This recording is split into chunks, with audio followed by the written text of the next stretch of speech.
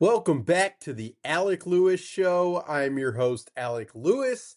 This is episode 152, recording on Wednesday, March 25th, a few days before I fly to Arizona for the owners' meetings, where probably we'll talk to Kevin O'Connell, Rob Brzezinski, Mark Wilf. Looking forward to the sun there. Looking forward to being at the swanky Arizona hotel. Looking forward to the owners' meetings party. That is always phenomenal. And we'll come back, obviously, with some information from time spent there. May even do a podcast at the hotel Monday or Tuesday. But for today, we got a guest for you. His name is Nate Tice. He's been on the podcast a couple times before.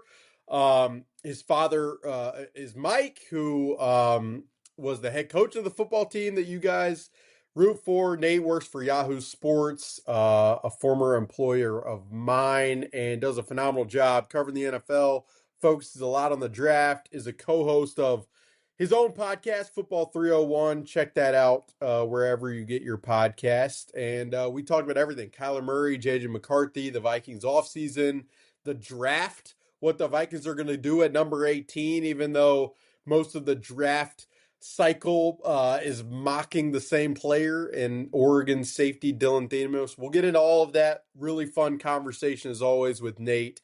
If you're new here and watch on YouTube, please hit the subscribe button. If you're listening on Apple or Spotify or iHeart, wherever you get your podcast, you can rate and review, and all of that stuff helps us out. This show is presented by First Resource Bank. By now, if you've listened, you should know about it. They are a member FDIC bank in the Minneapolis area, run by really good people. Tim Siegley, Aaron Siegley, and Charlie Anderson.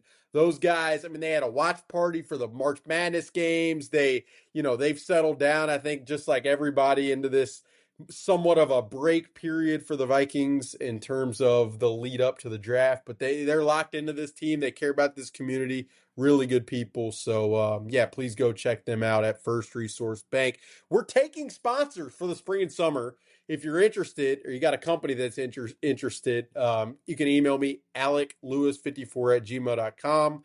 Hopefully, anything you got, flexible, like supporting local community, the community and local businesses. So reach out to me whenever. And with that, that'll do it for the intro. Let's hop right in, to our conversation with Yahoo's Nate Tice. All right, Nate, welcome back to the show. Appreciate you giving some time. It's obviously, you're deep into the draft film, watching Jack Strand from Minnesota Moorhead and stuff like that. How are you? One of us.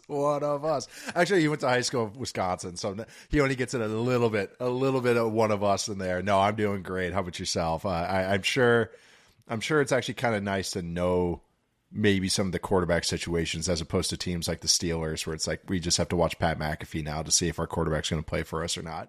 So you get that appeal, I guess, apparently. Yeah, here we experienced a little bit of that last year, and what that is like to be waiting on that person to make some decisions. But yeah, it's been nice to get some quiet time. I mentioned the Jack Strand. It's funny, I texted somebody in the league and I was like, I've got this draft story idea I'm working on, I'm pumped about. And they're like, is it about Jack Strand? I'm like, no, should I be working on something like that? It's crazy. The quarterback draft stuff has obviously been, it's been the discussion point. I told you before we started recording, I'm obviously an Alabama guy. I've watched a ton of Ty Simpson just in real time, haven't studied the film. The Mendoza thing, I mean, I know you, going back to last summer, you've liked Mendoza, been on Mendoza. Just generally, like, how do you feel about those two guys? There's obviously all the conversation about it, but, like, where do you see those two guys? How do you think about them? I'm just curious as we get into this. Yeah, Mendoza, player one, QB one, and I'm not saying he is a perfect, what I would call like the ideal kind of prospect, or the guys that I truly are like, you take this guy's number one or top five every year. If you're looking at other positions, I call them purple chip guys, which are the $500 chips at casinos. And after that, it was more blue chip, which is what we could call a first round grade, top 15, top 20 grade, however you want, lottery grade. And then green chips is after that, which is what you call late first, early second, and then yellow after that. I kind of go colors to make it simple as possible for myself because, I'm just a Badger, guys. I don't have that, Gophers education like some of you guys have that are listening to this. No, but I looking at Mendoza, it's a quarterback prospect I really like, but I'm not considering one of the upper echelon guys that I've considered or I've watched and scouted. Drake May was a guy I was super high on, Caleb Williams, Trevor Lawrence, Joe Burrow was touching that. I was a little lower. I really like Joe Burrow, obviously, but a little lower as him as a prospect because he was older, arm strength stuff. Andrew Luck is the epitome of this. And then I think what I consider Mendoza is more of that like good first rounder. CJ Stroud, I have a similar grade on when he came out, where it's like maybe there's one thing that's not ideal or something that's not high end. And I think Mendoza is almost goodness as the fact that he checks every box, and I would consider him good or better in every box or above average or better in every box, also leads to some people maybe going like, well, they give him the high floor label, which almost is a knock sometimes because that means, high floor, that means low ceiling. And I think for Mendoza, it's more high floor, medium ceiling, I think is the best way I look at it. Matt Ryan is the comparison I keep coming back to just as far as career archetype, player archetype, size archetype. Like there's a lot between their game style or their play styles that are very similar. But I really like Mendoza. Raiders are like need a guy like this. Also his kind of personality, is kind of refreshing. It's kind of in a weird way. I know Vikings fans had Kirk Cousins for a few years, so it's kind of a Kirk Cousins offshoot personality. And I was lucky enough to interview him this week, actually. It doesn't come out for a few weeks, but it was nice, and it's exactly what you expect. But just really like him and deserve a number one pick, even if he's not one of those high-end, crazy traits types of guys. Doesn't mean he ends up not being like a top 5 guy. I consider him a guy that'll be comfortably in that kind of what I consider tier 2. So that kind of quarterback 5 to quarterback 12, 14 range. But that's a quarterback that you can win with, and it's a quarterback that the Raiders would desperately need it for years. And then with Simpson, I actually have Garrett Nussmeier ahead of Simpson, but I have them in the same tier.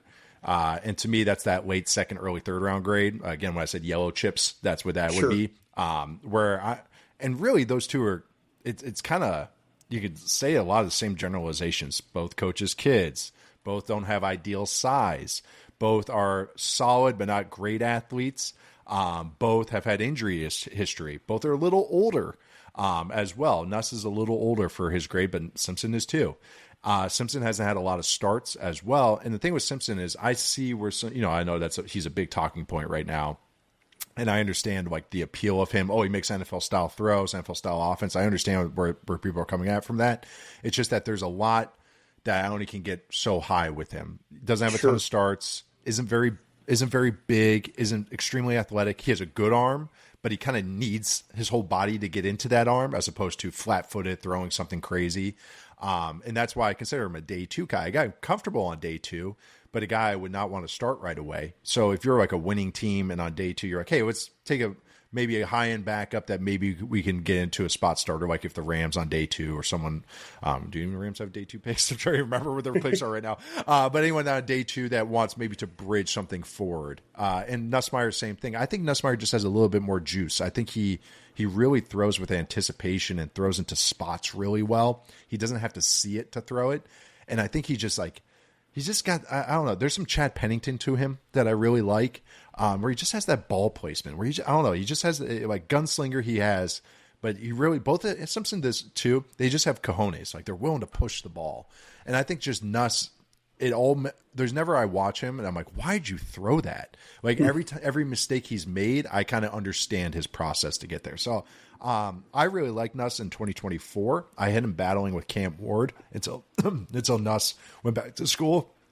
Sorry, just had a Cliff Bar right before. Yeah, this. don't choke. And then, yeah, I know, right? Sorry, that's just this quarterback class making me do that. I'm dying right now. But then in 2025. This is part of the negatives of this. This is also my body telling me to shut up and stop rambling. But no, and then 2025, he got banged up too, and that was just LSU was a mess. And I think though that's some of the negatives of Nuss / Simpson is that lack of size showed up. And I know this is something you and I talked about with JJ at the beginning of the year, and this is the same concerns I had with him coming into the pros. It's just that build, and I think I think Nuss understands what he is. He knows he's not going to try and rope-a-dope a guy and create. He's going to get rid of the ball quickly and get it out of there. And I think more of the injuries cropped up because just the rest of the offense fell apart as opposed to maybe a play style thing. So, again, considering the same tier, I just prefer Nuss just a little bit more in that. But in a perfect world, I would not take these guys in round one. I'd be much more comfortable taking them in that Derek Carr range, the Tyler Shuck range, maybe round two, which doesn't really exist much anymore, but that's where I'd be more comfortable with them. It's fascinating because, I mean, now after the conversation we had talking about size, I do think with Mendoza, that's one of the things that is it. I mean, that dude can take, like bullets back there. It is highly impressive, tough as heck. And then Ty Simpson, the one thing about Ty that I will say, and it was something, I would argue with my dad all the time, Dad, they don't run the football. So literally everything is on this passing game. And so there was a lot on his plate. Yeah. There were a lot of times though watching where I'm the accuracy stuff, there were some sprays at times, and you mentioned him feeling like he has to throw with his body, and that for me, just again, not watching the tape, but being more of a fan that showed up. Part of the reason I start there this podcast is because it intrigues me every year, the amount of dissection, buzz, commentary among this position, this conversation. It's not surprising, it's not shocking to me at this point, but I guess I credit the yearly process that leads us to these massive conversations about these guys. I don't know, it's impressive, really. I'm 90% there with guys going into the combine. I'm a sicko, and I'm watching these guys during the season and watching film during the season. And I have to do mocks, and I'll do a big board during the season, preseason, and then midseason, and then after. And I'll feel pretty good about where I'm at on all these guys going into the combine. And then the combine kind of solidifies. Okay, was there a size thing I didn't realize? Maybe they tested and it's even better. Most guys don't test anymore unless they're going to run a freak Taylon Green time, and so with these guys, it was I already kind of felt pretty good about them, and I'm glad he brought up the Simpson thing with some of those sprays, and that's the thing with me is that's because he has to use more of his body to get more on the ball, more stuff can come undone and unraveled and be wrong, and that's why it's like a golf swing. You want fewer moving parts. And same with throwing the ball. And some of these guys, even if it doesn't look mechanically picturesque, because they're, straddling the line of scrimmage or parallel to the line of scrimmage, and they're throwing it sidearm. But the fact that less is moving, the ball actually goes to where they want. Watch Mahomes. Mahomes has no wasted movement. Yeah. Even if it doesn't look idealistic when I'm teaching a guy, there's no fat. It's just he bends and creates and contorts exactly how he needs to and gets plenty on the ball. That's the little things. That's why I consider Simpson a little bit lower. And what's so funny is because of the discourse right now, I'm going to be bringing up. This is probably the first of about 50 shows I'm about to do talking quarterbacks. So it's good to get some rough draft takes in here right now. But it's when you it's not that I hate him or anything like that. But when you end up just pointing out these flaws, it makes you sound like you don't think he can ever play. It's I feel like I'm very comfortable with where I have him. But now, after the discourse that's happened, I feel like I'm just I hate him. I think I had him at 48 on my last big board. Very comfortable, top 50. Good. But he's not going to rise from there. That's fine. That's a perfect where I think I should have him. I feel that's a perfect little tier for him. I'm the low guy now because we have people talking about taking him top 20, taking him top 15. And if you take him top 20, top 15, that is. There's not a lot of worlds that works out. I just think it's just that he has to be in that perfect situation for it to kind of unravel how you hope so. So just, QBs, man, which I know Minnesota fans who have had a new QB seemingly every year since I was a kid. I've told people I think about that all the time. In the 90s, I went Warren Moon, Randall Cunningham, Brad Johnson in there, Jeff George, Dante Culpepper, back to Brad Johnson. We had a Gus Farad in there for a little bit. Then it went after, and then after me, we went to I think there was a Spurgeon win in there. No doubt. Way before, 2001. I mean, Spurgeon Wynn's like a name in the media room that Seifert and those guys will throw out there. You're like, I think these guys have been All through time. it. It's unbelievable. Yeah, no question. Oh, I've seen the bottom of the barrel. I've seen the highest of highs at quarterback, and I've seen the bottom of the barrel with Spurgeon Wynn. I've told people when you cover the Vikings, I mean, what I've learned through 4 years, there's this cycle. It's like each spring you're finding out who the quarterback is going to be. Then over the summer you're building optimism for that quarterback. Then the fall there's ups and downs that lead you to the point at which you're talking about what are we doing at quarterback? Somehow that has become the cycle of this job, and for better or worse, it makes people probably listen to this podcast. I mentioned the size stuff, and it's a perfect segue to obviously the guy that the Vikings brought in, Kyler Murray. And I don't know how much you've studied him, or you studied him coming out. I've obviously know you've watched him a lot over the last 7 years.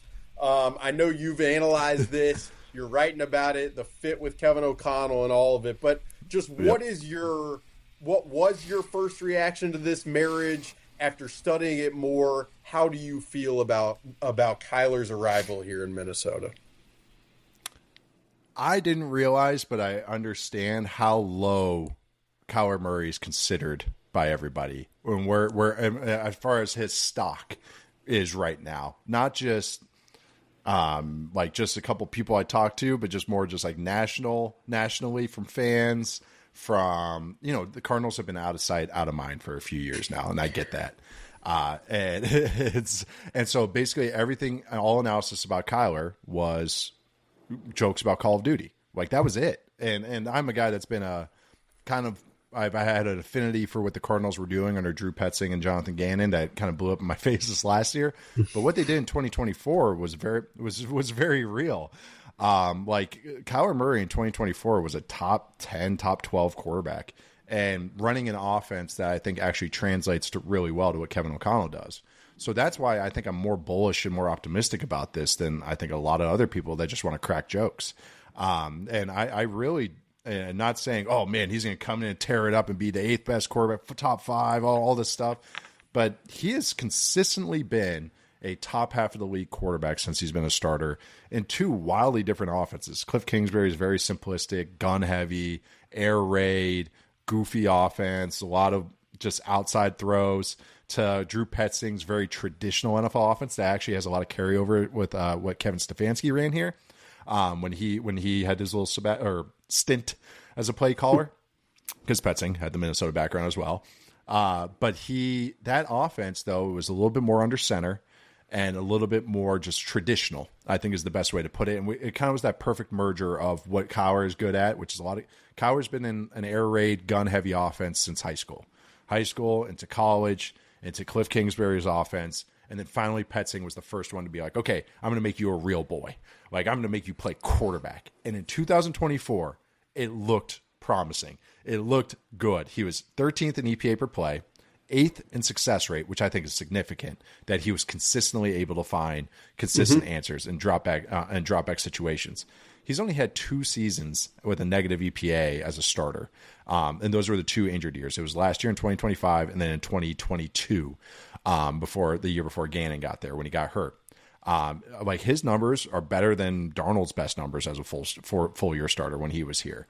Like this, I think I could go into more like scheme wise why I think it'll be a good fit, but I think just more. My broad point is that Kyler's way better than what people are grouping him right now. Is he going to come in and be that franchise leader? Oh my God, he's going to come in. He's going to shake hands with all the politicians. He's going to help you get a new building. No.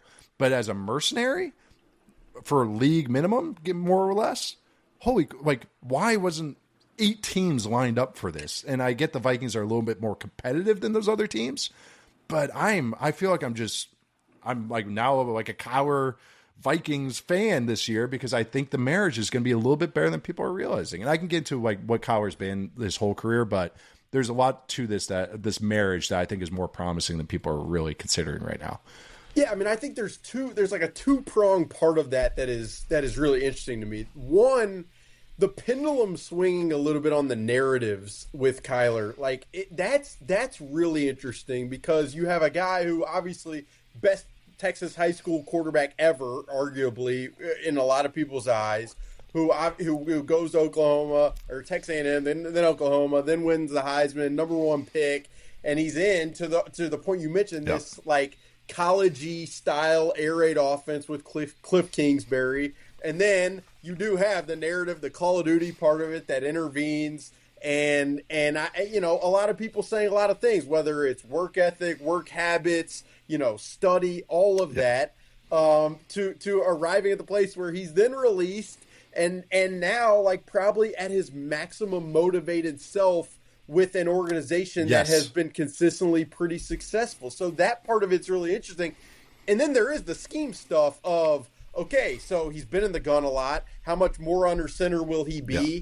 Even more than he was with Drew Petzing. You have those question marks. You have the middle of the field questions. And, I mean, you can kind of take it from there. But I would say for me, both of those are interesting. The middle of the field stuff is probably, when I think schematically, like the big, how is that going to work type of idea. Yes. What I'm optimistic about, and I think it were my glass half full kind of take on this, because that's my number one concern too. I even have nice pretty little charts for my article on this about it. I have a nice circle drawn on Sam Darnold throwing over the middle in his 1 year, and then a nice circle of Kyler Murray the last couple of years, and that middle of the field, it's pretty wide open with Kyler Murray throwing the ball, and that is a very real thing. That's where the height comes into play, and this is a difference discussion too. Like, and this is why I kind of reiterate to people too: is anyone that's ever listened to me or follows my work knows I prefer size at positions. It's weight I prefer, not height. Weight, even though I'm 6'5", it's weight I prefer. And Kyler's got a thicker build. Like, he probably weighs the same as JJ McCarthy. If I'm not, I'm kidding, but I'm not kidding. Like, they probably weigh about the same. Like, they're not, with 4 inches in height difference, that's a different build. And so, the middle of the field stuff is the one kind of like, okay, I'm curious how that works. And my optimistic view of it is that KOC knows that too. And KOC is not going to do a square peg round hole situation. So there's going to be concepts that will use some of those in breakers.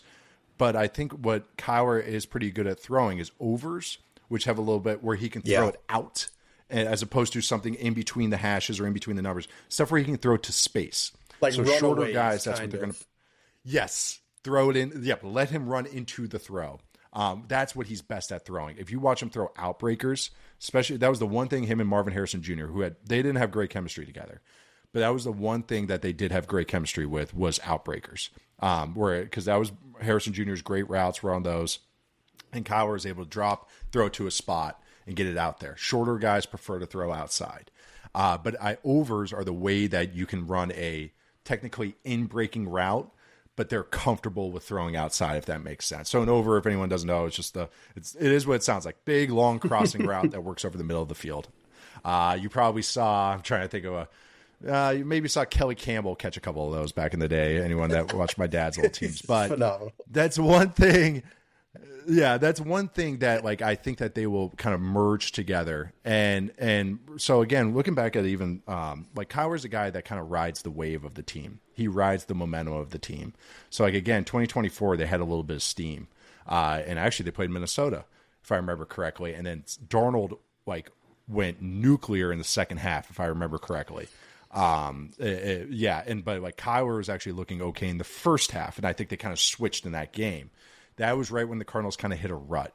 And then last year, Kyler started scrambling more. I think he had his highest scramble rate of his career last year. Started bailing in the pocket backwards a little more.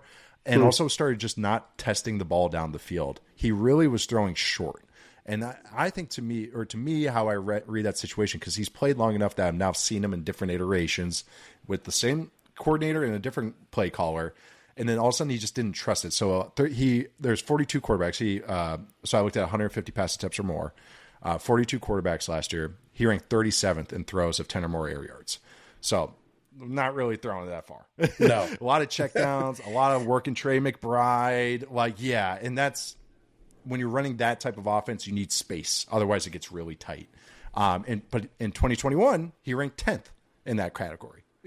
He's never going to be a guy that he kind of, him and Russ have some similarities, Russell Wilson.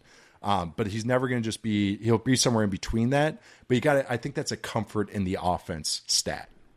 I think the scramble stat, which was too high last year, and that the throws not going down the field, which was too low last year, kind of, balance him back out. And I think that's once he's comfortable in what he's got around him, the ecosystem, that's where those kind of normalize a little bit. And then you get to see Kyler, including all these bad years. So since 2019, since he's been a full-time starter, this is including good years, bad years, injured years, all that kind of stuff. He had the same dropback success rate as Justin Herbert. He ranked 17th, 46%. He's above names like Aaron Rodgers, Baker Mayfield, Jalen Hurts, Trevor Lawrence, Sam Darnold, Russell Wilson, CJ Stroud, Bo Nix. 46% is the league average. Or I'm sorry, 45.8% is the league average. He was 46%. His EPA per play was 18th. Again, that is including bad years and bad stretches. So if you get that, you get average Kyler at 18th best player, what's called the 18th best quarterback on league minimum. That's for $1.3 million. That's the part of it too. I've had over time a lot of people like, why is everyone so optimistic about this? It's like, well, to the point, it's like if you can get that level of production at this cost, I mean, you don't run across that possibility often. It just doesn't happen. No, it's the same argument you have for having a rookie quarterback contract. Is that okay? We can pay the quarterback cheap, but then we could build up the rest of the roster. He doesn't even have to be the best quarterback. He just has to be better. He just has to be average, and it's a win. This is cheaper. I think he's getting less than JJ now. He is right now. Correct. So yeah. It's the same discussion. I know. I get it, and I get kind of where the Vikings stock is, and everyone's making jokes about McCarthy. And this is just me as a national guy seeing all this, but I kind of shake my head at it because I'm like, I don't know, guys. This is a better fit than I think people realize. Kyler throws a beautiful deep ball. You know who loves to dial up deep balls? KOC. You know who's great tracking deep throws? Justin Jefferson and Jordan Addison, if whatever's going on off field, we know. But when Jordan Addison's on the field, he's great. Like this is, I don't know. There's a lot of, even if it's not all idealistic, it's not all perfect. I'm way more optimistic about this pairing again. That like what Kyler can do for this offense can really help, and the calmness of the ecosystem will help him out as well. Yeah, I mean, and it's like validating to hear your optimism. Like you probably know this, Ted Wynn, who you know well, who does film for us. Like Ted was like, "You want to do a story on it?" And I was like, "Sure." Like, why don't you watch the film? Let me know what you think. And he's like, he watched. He's like, "I think it's a pretty good fit." And I was mildly surprised because of, again, I think a lot of the narrative is you have this polar creator and this polar choreographed system. Whereas I do think there is probably more crossover than people feel like maybe there is. I can't. When does your story run so people know about it? When does the story? Is it up already? Tomorrow. Okay. No, because I have not filed. I'm supposed to file in about 3 hours. We'll see about that. Yeah, Al because I'm supposed to also talk about Malik Willis. My guy Al. Al's the best, and Joey Galino. These guys are the best. It's. I know. I'm supposed to also throw about Malik Willis in there, which actually was a lot quicker to get through because he only threw it like 25 times, and that one was a lot more pessimistic than when I'm talking about with Kyler and everything. The other stats I kind of came across the under center. Okay, so like in between the numbers, Kyler ranks 40th out of 45 qualifying quarterbacks since he's entered the NFL and throws between the numbers of 10, 20. But we know that, and KOC knows that. And guess what? He had a quarterback last year that didn't do it. And Carson Wentz has never done that. You're still able to do it. Still able to get a functional offense out of that. Under center rate, his career, it's at 16.7%, but the last 3 years, it hovered around 30% under Petzing.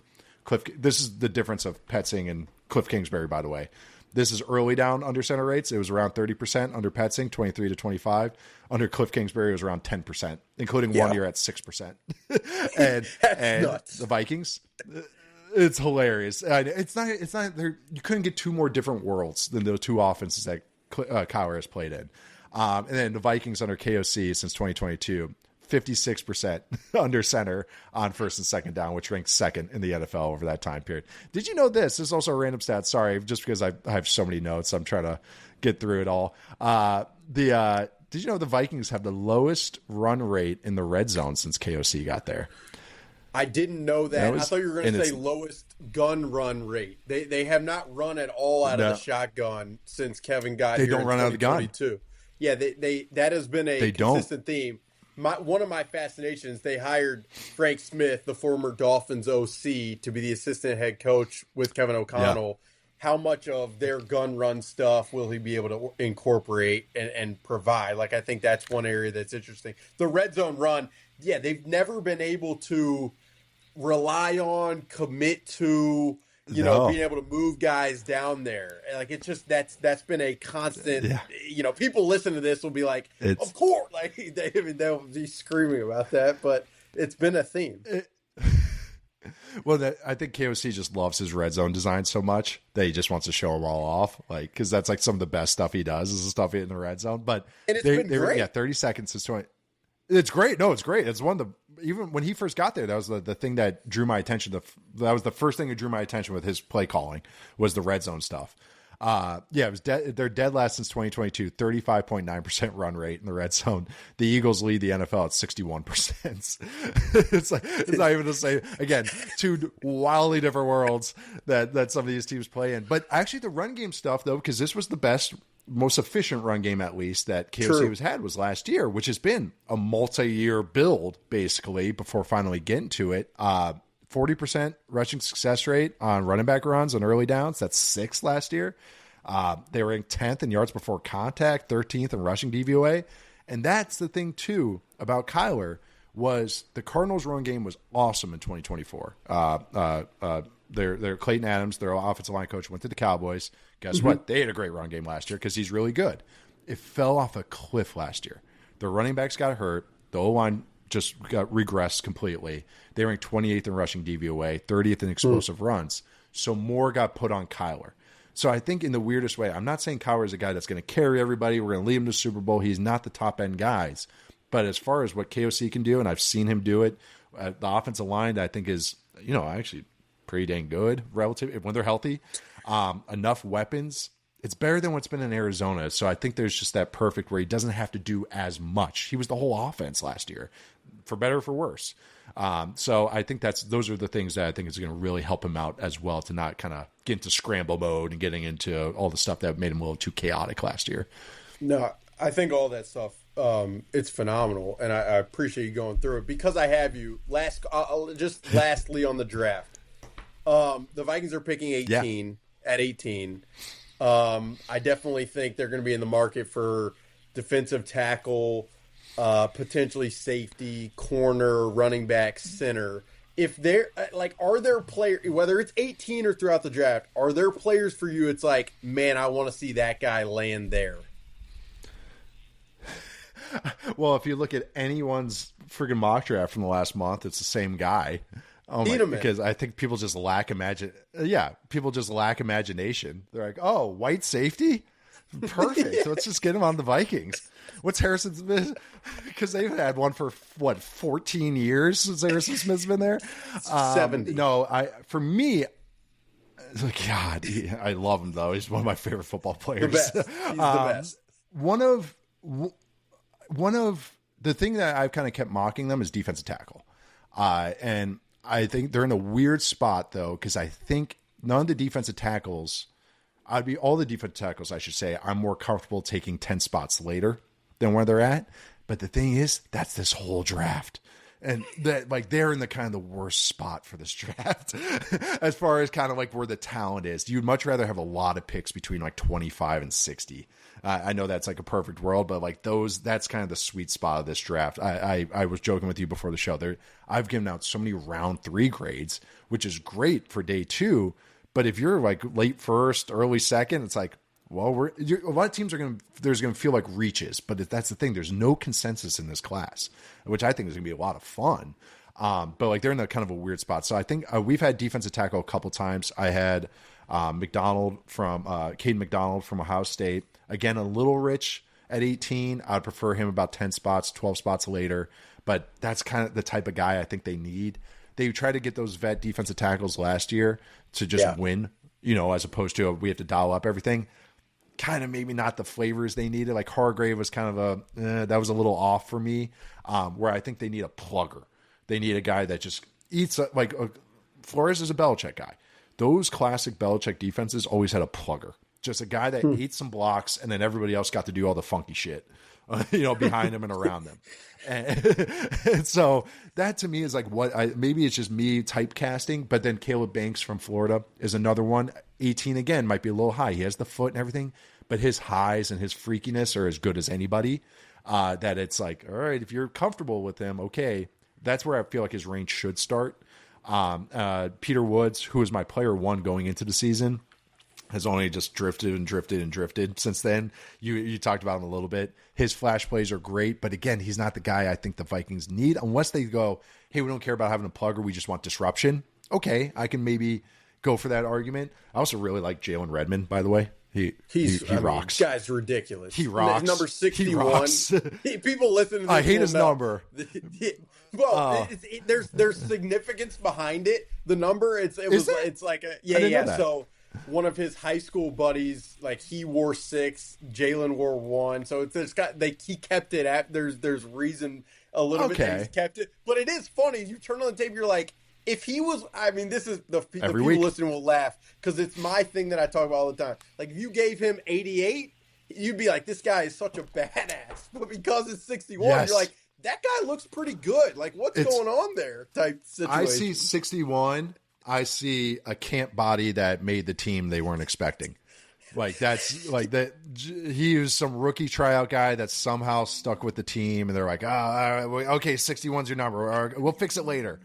Well, the funny thing is, his first fall, he was 61. He got thrown out of practice. So you're doing your depth chart mocks. You're crossing him off in 2 seconds. And then it's like, whoa, wait, this guy's actually he's probably like a top 4 most important person on their defense somehow. It's crazy. But no, the thing you said probably, there. Well, I mean, Van Ginkel. I was gonna say he might be my favorite defensive lineman they got. I've been starting to bang his drum a little bit nationally because I'm just like, this guy's like, he's on. I think he made our all football 301 team, which is basically like an all underrated team. But like, yeah, he was. I don't know. He surprised me every week. Every week he was doing something, and it wasn't just because of the scheme and all what Flores does. No, and I think what you said there too on number 18, like that's how I've thought about this a lot. It's like if they, the best approach, if you can move back 10 spots and recoup another day 2 pick, like that would be really interesting. Now I pair that in my head with Rob Brzezinski. He's in the interim spot. If you do move back and you don't hit, what are the narratives? I would just prefer to just do what makes the most sense. But I mean, you do that's where my mind goes a little bit for better or worse. So it'll be. I'm really fascinated to see what they do at 18, just with the talent and with the needs. Rob's got a lifetime contract. He's fine. Rob's fine. He's got a lifetime contract. He can say whatever he wants. Absolutely. They're gonna rename the stadium after him when it's all said and done. No, you're right about. Part of it is like you want people to believe. I did this whole story on Rob. I actually talked to your dad about it and how much people love him and how much he's done behind the scenes. And part of it is like you just want for him to get the fair shake doing the opportunity that he has, and the optics of that. For some reason, trading back has these optics, especially when it goes wrong one time for your team. So I think like that that's where it's really interesting. But we'll see what happens. I can't will wait say this. This is the draft to move back in because you want more middle round dart or day 2 dart throws than one dart throw in the first round, or maybe I should say from like 10 to 25. Like you just want more day 2. Like the Jaguars in the weirdest way set themselves up well without having a first round pick. And even their guy Gladstone was like, yeah, it was just a happy accident. That wasn't on purpose. I wish I could say I looked forward at next year's class and knew that, but yeah. Yeah, that would have been it's good. If I were him, I would have owned it for sure. But no, it's for sure, yeah. We had our scouts look at the next year's class and we knew that it wasn't going to be top heavy, so we knew that. I know that's how you have to. That's how people spin it. that's also something like, and I think he's done a great job and he fascinates me, but I feel like he would be someone who would Yeah. own it too. It would make sense to Yeah. me. Well, Nate, I Yeah. appreciate it. But Thanks for hopping on. Thanks for of hopping on. I course, appreciate it. thanks for having me. I didn't even get to talk about James Pierre. Yeah. Are you a James Pierre guy? I like James Pierre. He had a great year last year, but 2 years in a row they went Isaiah Rodgers, who I really liked, and then they went James Pierre. Like if you're, hey, no one, they're doing their scouting on these like vet, free agent, 1 year flyer corners. They are doing that. I will give them that. So I actually like that James Pierre little cheapy signing. So I want to end my appearance with that, but. No, that's phenomenal. People like that. Thank you, Nate. As always, I said we'd go 25 minutes, and I was obviously very wrong. Thank you. Thanks for hopping on. Always fun. Never me. And the Spurgeon win deep cut people will feel that one later. Appreciate it, Nate. And that'll do it for episode 152 of the Alec Lewis Show. Appreciate Nate hopping on, taking his time. It's busy, I know, for him in the lead up to the draft cycle. He's been in the middle of the quarterback prospect debate, so it was fun to get his take a little bit on that. And then obviously all things Vikings. Like I said at the top, I will be at the owners meetings in Arizona beginning Sunday. Hopefully we'll record from some sunny spot out in Arizona, even though the weather here has started to get phenomenal. Yeah, in the meantime, check out Stories of the Athletic. We'll be locked and loaded later next week from Arizona. I've got a Jonathan Grenard story running Thursday. A bunch going on, so check that out at The Athletic.